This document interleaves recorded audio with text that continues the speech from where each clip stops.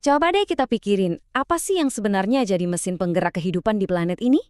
Jawabannya itu bukan sihir, tapi sebuah kekuatan yang seringkali nggak kelihatan. Aliran energi. Inilah yang ngebuat semuanya bergerak. Dari rumput yang paling kecil sampai predator yang paling puncak. Hari ini, kita bakal telusuri jejak perjalanan energi yang luar biasa ini.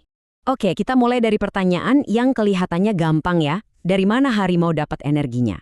Ya jelas jawabannya dari makan rusa, pasti. Tapi coba kita tarik mundur lagi, dari mana si rusa dapat energinya? Dan sumber energi si rusa itu asalnya dari mana? Nah, pertanyaan ini bakal membawa kita ke sebuah perjalanan yang menakjubkan, kembali ke sumber utama dari hampir semua kehidupan di bumi. Ini dia peta perjalanan kita. Kita bakal mulai dari sumber energi utamanya, terus kita ikuti gimana energi itu dioper dari satu makhluk ke makhluk lain. Kita juga bakal bongkar soal pajak tersembunyi yang ada di alam, lihat gimana rantai yang simpel ternyata jadi jaring yang rumit, dan terakhir, kita saksikan gimana akhir dari satu siklus justru jadi awal buat yang baru. Bagian pertama, sumber energi utama kehidupan. Setiap perjalanan energi, nggak peduli di ekosistem manapun, itu selalu dimulai dari titik yang sama. Dan titik awal itu ya tentu saja matahari. Energinya melesat jutaan kilometer jauhnya, dan pas sampai di bumi, energi cahaya ini ditangkap sama para jenius alam, tumbuhan, alga, lewat proses yang kita kenal sebagai fotosintesis. Mereka ini jago banget ngubah energi cahaya jadi energi kimia, jadi semacam bahan bakar dasar kehidupan. Nah, ini fakta yang gila banget. Dari semua energi matahari yang menghujani planet kita, ternyata cuma sebagian super kecil, sekitar 1–2% aja, yang benar-benar berhasil ditangkap. Kedengarannya dikit banget ya, tapi percaya deh, serpihan energi sekecil ini aja udah lebih dari cukup buat nyalain seluruh mesin kehidupan di bumi. Ini nunjukin betapa dahsyatnya sumber energi kita. Oke, sekarang kita lanjut ke bagian kedua, perjalanan energi antar makhluk. Jadi, setelah energi berhasil ditangkap sama tumbuhan, disitulah estafet makanan dimulai. Energi ini dioper-oper dari satu organisme ke organisme lainnya. Biar gampang ngikutin estafet ini, kita pakai satu konsep namanya tingkat trofik. Gampangnya gini, ini tuh kayak tingkatan atau posisi tiap makhluk hidup di tangga energi, tergantung dari apa yang mereka makan. Jadi, di paling dasar tingkat pertama kita punya produsen, alias para tumbuhan. Naik satu tingkat ada konsumen primer. Ini para herbivora yang makan tumbuhan, kayak rusa. Di atasnya lagi ada konsumen sekunder, karnivora yang makan herbivora. Dan di puncaknya ada konsumen tersier, para predator puncak kayak elang.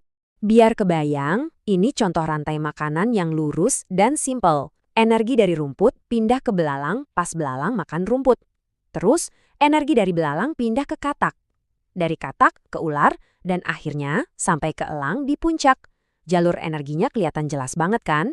Nah, sekarang kita masuk ke aturan main yang paling penting. Bagian ketiga, aturan pajak energi alam.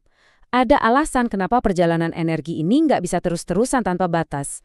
Soalnya, di setiap langkah ada pajak yang wajib dibayar. Ini tuh hukum fisika dasar yang berlaku di mana-mana, nggak bisa ditawar. Coba dipikirin, badan kita sendiri. Kita makan buat dapat energi, tapi badan kita kan anget terus. Nah, panas itu sebenarnya energi yang hilang dan nggak bisa kita wariskan ke pemangsa. Sama persis, di setiap tingkatan sebagian besar energi itu kepake buat gerak, nafas, atau sekedar hidup, dan sisanya lepas jadi panas. Dan ini dia ampah pajaknya yang sering disebut aturan 10%. Artinya, dari semua energi yang dimakan, cuma sekitar 10%-nya yang berhasil diubah jadi badan atau biomasa di tingkat selanjutnya.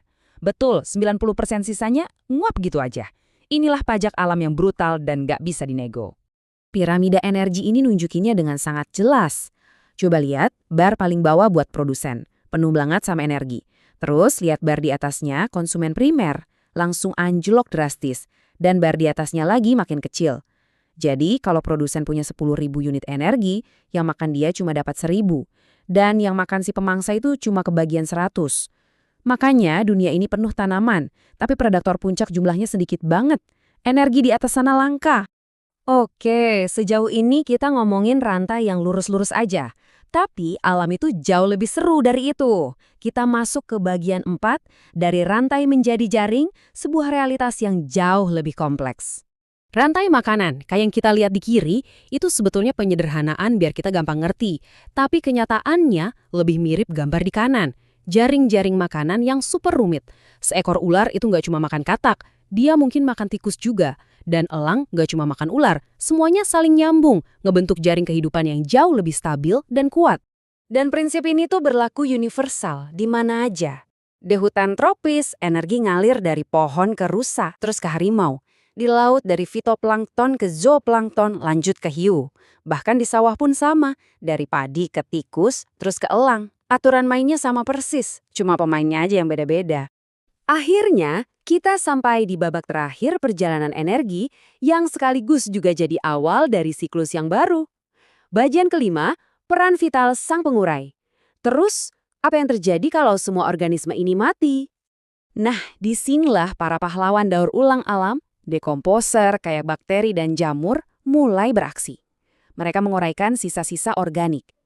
Tapi, poin kuncinya ini, mereka itu mengembalikan nutrisi, ibaratnya bongkar pasang Lego buat dipakai lagi sama tumbuhan. Tapi energi nggak bisa didaur ulang. Aliran energi itu jalan satu arah, yang ujung-ujungnya selalu berakhir jadi panas yang hilang. Ngerti soal aliran ini penting banget, karena sistem yang rumit ini ternyata rapuh. Aktivitas manusia kayak deforestasi itu sama aja kayak menghilangkan produsen. Polusi dan pestisida bisa memutus mata rantai. Satu gangguan kecil di satu bagian jaring bisa berimbas ke seluruh ekosistem, nyebabin efek domino yang nggak kita duga. Jadi, ini pemikiran terakhir buat kita semua.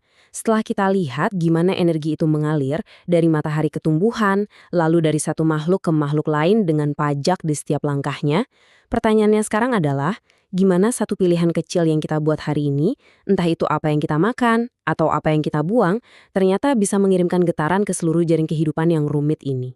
Terima kasih sudah menyimak.